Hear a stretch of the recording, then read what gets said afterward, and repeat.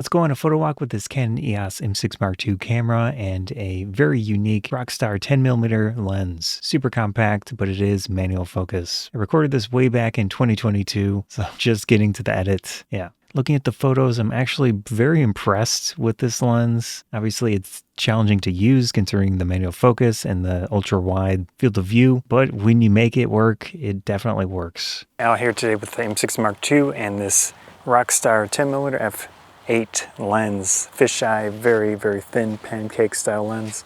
It does have a focus ring on it. Clockwise is close focus, counterclockwise is infinity. There's two dots on the lens, so this one right here indicates once you've hit the infinity focus, and all the way, you can see it takes quite a bit of rotation. You get the 0.3 meters. If I set this to minimum, I can guesstimate around 1 foot.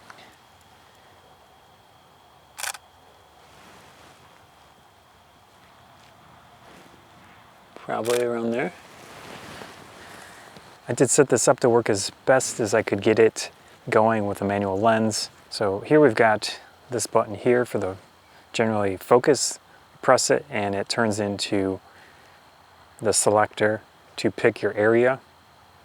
And then this one up here, I set to zoom in. By default, you can use this back dial to zoom. Oh, that's super cool.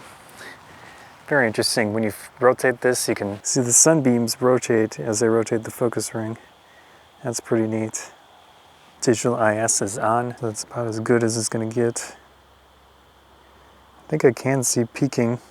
Also, this top one is set to zoom now, so I can do the different levels of zoom.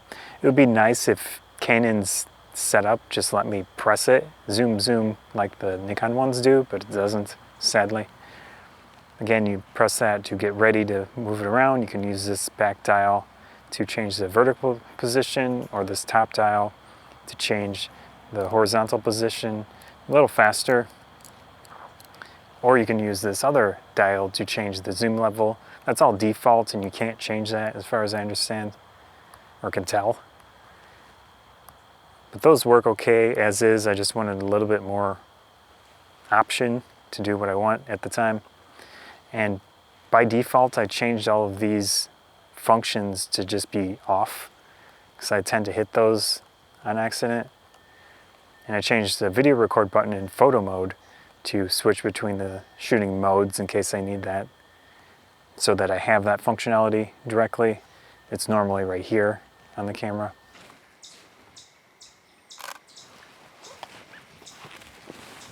Using automatic ISO for the most part, you can set your minimum shutter speed, but I currently have it set to 1/60th minimum. Hi. Shots today. Yeah, really nice light. It's perfect. Yep.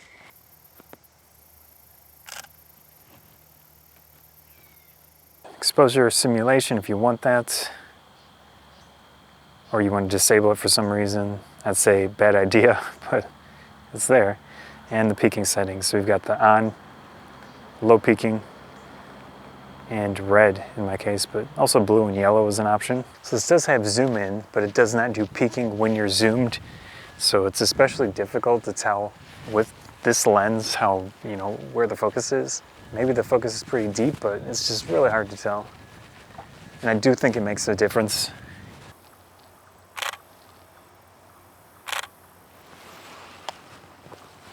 With the f8 aperture, I would expect this to be decent. I have used it before, but I honestly don't recall how good it is optically.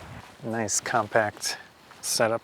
At 10mm, it could potentially be an interesting vlogging option. I did a bunch of recordings last year, but I haven't done anything with it to see how that would work.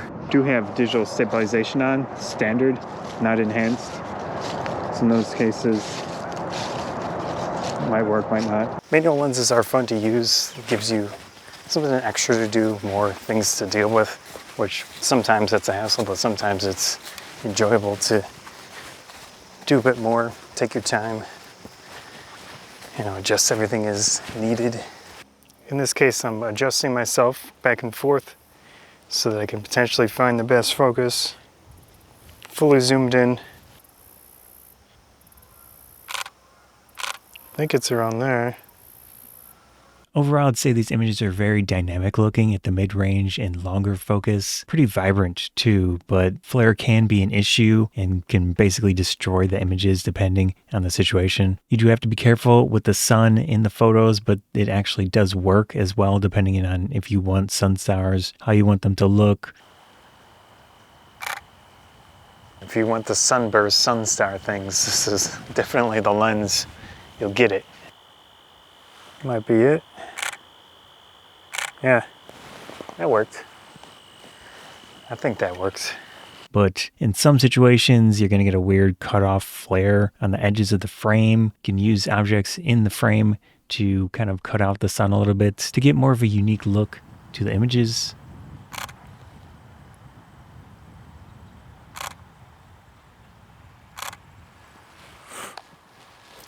The lens is also good for capturing the sky in the photos, getting a really large view, a lot of stuff in the frame. There is a fair amount of detail in a lot of the photos where the focus was correct on some type of object in the frame. Not to say that I knew it was in focus, but some of them really worked out.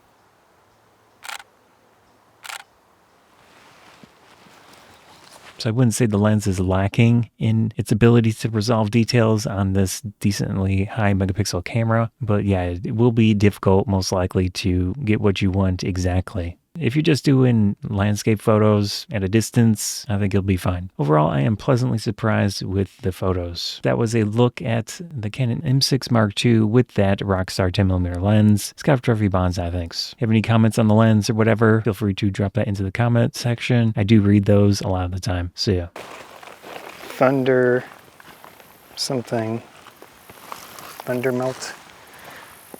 Take these glasses. And we take this back to the trash.